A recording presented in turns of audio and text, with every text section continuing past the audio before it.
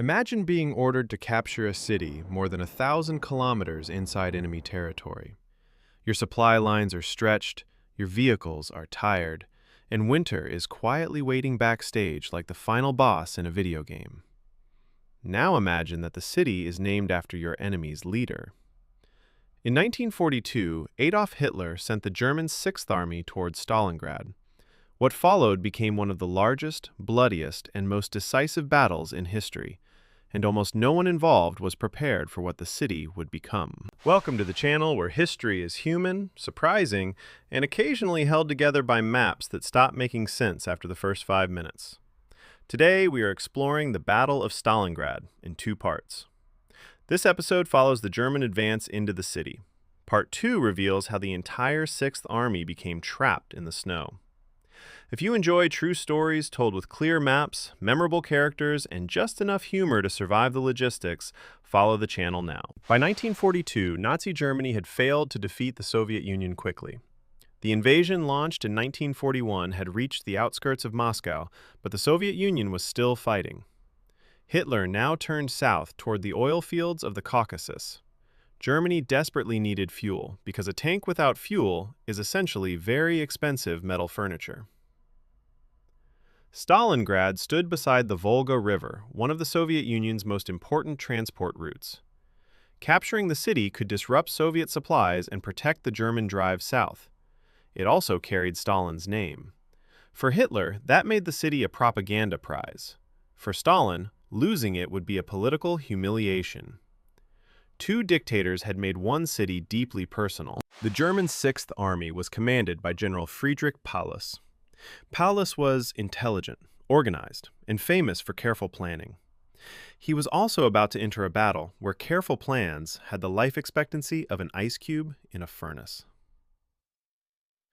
German tanks crossed the open steppe, while aircraft controlled much of the sky. The Sixth Army and Fourth Panzer Army advanced towards Stalingrad. Romanian, Italian, and Hungarian forces protected the wider flanks. At first, the operation appeared successful, but the further the Germans advanced, the longer and more fragile their supply lines became. Every kilometer brought them closer to Stalingrad, and farther from the fuel, food, and ammunition needed to capture it. On August 23, 1942, the Luftwaffe launched a massive bombing attack on Stalingrad. Large areas of the city were destroyed, and thousands of civilians were killed. The bombing was intended to break Soviet resistance.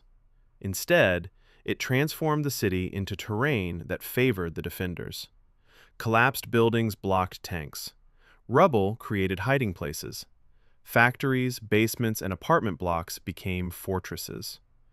Germany's advantages in speed and armored movement were suddenly much less useful. The attackers had helped build the obstacle course they now had to cross. Stalin issued Order Number 227, remembered for the phrase, "not one step back." Soviet commanders were expected to hold their positions regardless of the cost. Reinforcements crossed the Volga under artillery fire and air attack, often at night. The defense inside Stalingrad was led by General Vasily Chuikov and the 62nd Army. Chuikov understood that German aircraft and artillery were most effective at a distance.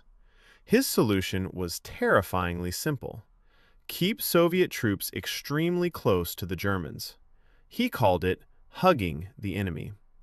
This was not the friendly kind of hugging. The battle stopped being measured in kilometers. It was measured in streets, staircases, and individual rooms. A building might be controlled by German troops on one floor and Soviet troops on another. Sometimes, the front line was the ceiling. German soldiers called this brutal urban fighting Rattenkrieg, War of the Rats. The Red October factory, the Barricade weapons factory, and the Stalingrad tractor factory became enormous fortresses. Dust and smoke reduced visibility. Small assault groups appeared through walls, basements, and tunnels. Every corner could hide a defender. Every pile of rubble had to be captured, and sometimes captured again the following day. One ordinary apartment building became famous as Pavlov's house. A small group of Soviet defenders fortified it with machine guns, mines, and anti-tank weapons. They held the position for weeks. The building offered a clear view across the surrounding area, making it far more valuable than its appearance suggested. From the outside, it looked like a damaged apartment block. On the inside, it had become the world's least welcoming hotel. Later stories exaggerated some details, but the building became a powerful symbol of how fiercely Stalingrad was defended. Snipers became especially important among the ruins. The most famous was Vasily whose achievements were heavily promoted by Soviet propaganda. Some later stories about him remain debated, but snipers unquestionably made every open street dangerous.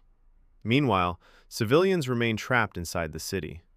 They searched for water, sheltered in basements, and tried to survive as familiar neighborhoods disappeared around them. This is where Stalingrad stops feeling like a map covered in arrows. Behind every ruined wall had once been a kitchen, a child's bedroom, or a family photograph. The battle was being fought inside somebody's home. By October, German troops controlled most of Stalingrad. In some places, the Volga was only a few hundred meters away. Victory seemed close. But almost captured is not the same as captured. The Sixth Army was exhausted. Casualties were rising. Supplies had to travel across enormous distances. Hitler continued demanding that the city be taken. The battle had become an obsession. While the Germans focused on factories and apartment blocks, weaker Romanian forces guarded the long northern and southern flanks. The Soviet leadership noticed. Soviet generals Georgy Zhukov and Alexander Vasilevsky were preparing something much larger than another attack inside the city. They would not strike the strongest German positions. They would attack the weaker forces on the flanks, move behind the Sixth Army, and close the ring. The plan was called Operation Uranus. German troops believed they were about to capture Stalingrad. In reality, Stalingrad was about to capture them. And winter had arrived. In Part 2, the Soviet counterattack closes around more than 250,000 Axis troops. Hitler promises supplies. A rescue force approaches, and the Russian winter begins collecting unpaid bills.